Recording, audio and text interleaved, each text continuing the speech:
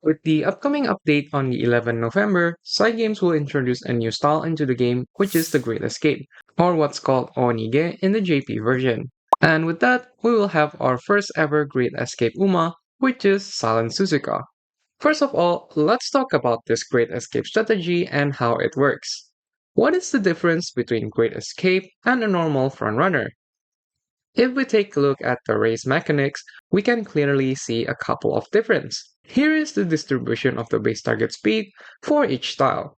Formerly, frontrunner has one multiplier of speed in the early race, followed by 0.98 in middle race and 0.962 in the late race or the last spurt. However, with the Great Escape, this now becomes 1.063 in the early race, 0.962 in middle race, and 0.95 in the late race. This means that Great Escape has a very insane early race speed.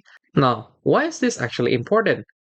Yes, it is the subtle foreshadowing of the frontrunner angling and skimming killer, the new Blockushin. If we take a look at the acceleration speed as well, frontrunner only has a multiplier of 1 in the early race, whereas Great Escape has 1.17 in the early race. Although in exchange for that, it loses a lot of acceleration on the late race with only 0.956 multiplier. So, with this matrix, Great Escape will have an insane amount of acceleration at the start. It will look like they have their own innate groundwork. Great Escape, however, has a major downfall. They have the lowest stamina outside of all of the styles in the game. This is their base max HP multiplier, as we can see in the chart, with only 0.8. Okay, now that we got the basics off the way, let's talk about the more important stuff like the in-game race mechanics. First of all, there will be two builds for San Suzuka. The first one being your normal Great Escape Ace, and the other being a blocker like Blockushin. I'll go first with the normal Great Escape variant. Here is a gameplay footage from the JP server of how Suzuka will perform in the race itself using the Great Escape strategy. And this will be the last straight section. So this is what's gonna look like with Sansuska running the Great Escape strategy if everything goes perfectly. Now, what if there's another frontrunner? Can they catch up with Sansuka in the Great Escape mode? The answer is yes. At the very start, Suzuka will create a really huge gap with the other frontrunners. But once the middle leg hits, the frontrunner has a chance to overtake the Suzuka. As seen in this case from the JP footage, the Valentine Bourbon catches up to the San Suzuka as soon as the middle leg hits. So, it is still possible to pass San Suzuka and activate angling and scheming even if you are a regular frontrunner. We've come to the last scenario, which will be what if there's two Suzuka? Or there's two Great Escape, since we have the new mechanics of spot struggling, which will boost the speed at the cost of stamina. The answer is really simple. Both of these Suzuka will just run out of stamina as soon as the last spurt hit, because we will not have enough stamina, as the stamina consumption of this effect will be 3.5 times the usual amount. And so, with that comes the next question. How much is the stamina requirement for Salon Suzuka? If there is no other Great Escape, meaning she's the only one running, we'll probably only need about 800 stamina and 1 gold recovery. And that's for the upcoming Virgo Cup, which is 1600 meters on mile. This is the bare minimum, and if the gold recovery doesn't proc, then Suzuka automatically dies.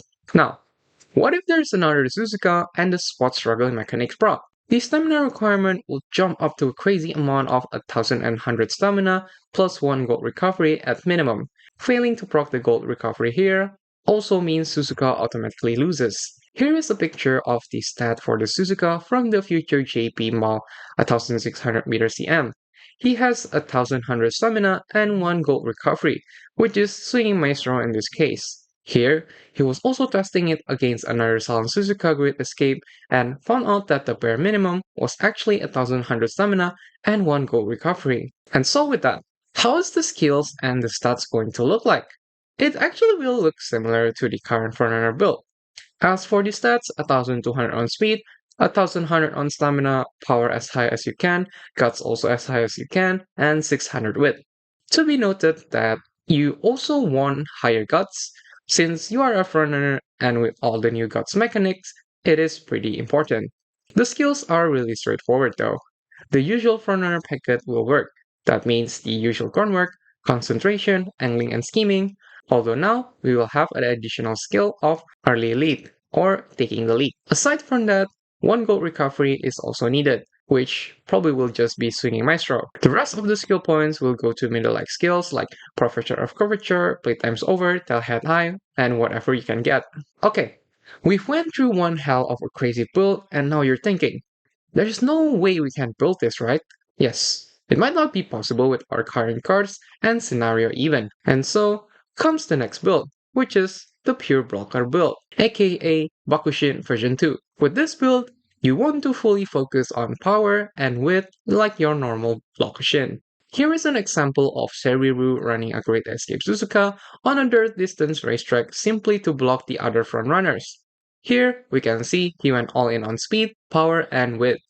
Speed actually doesn't really matter here, and so do stamina because we will not be using it for the last spurt. The skill build is also not that much of a difference as you would build a normal frontrunner. Just slap in the usual groundwork, concentration, taking the lead if possible, and all those middle-like skills like Professor of Curvature, Ramp Up, Playtime's Over, Tail Head High, and Speed Eater, and you're good to go.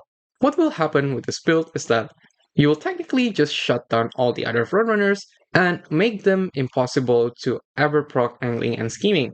So yeah, rest in peace, Summer Marasensky. You lasted for about one patch.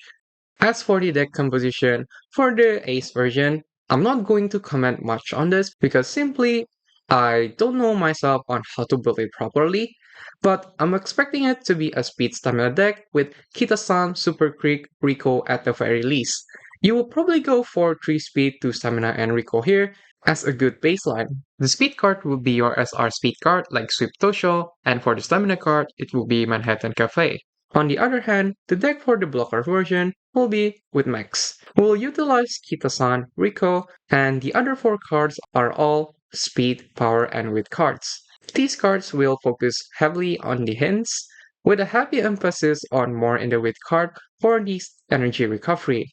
I think it's also fine to fit in power cards here, like Yai no Muteki or Mihono power card for the frontrunner hints. The parents would also need to be adjusted to your needs.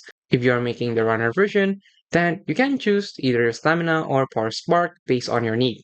If you are making the blocker version, obviously just full go on power sparks from the parents. That's basically it for this video. I hope you guys enjoyed this. I'm basically overworking because of this new patch, and I'm not too sure if I can release the new Virgo Cup guide soon in time, but please look forward to it. As always, thanks for watching, and I'll catch you in the next one.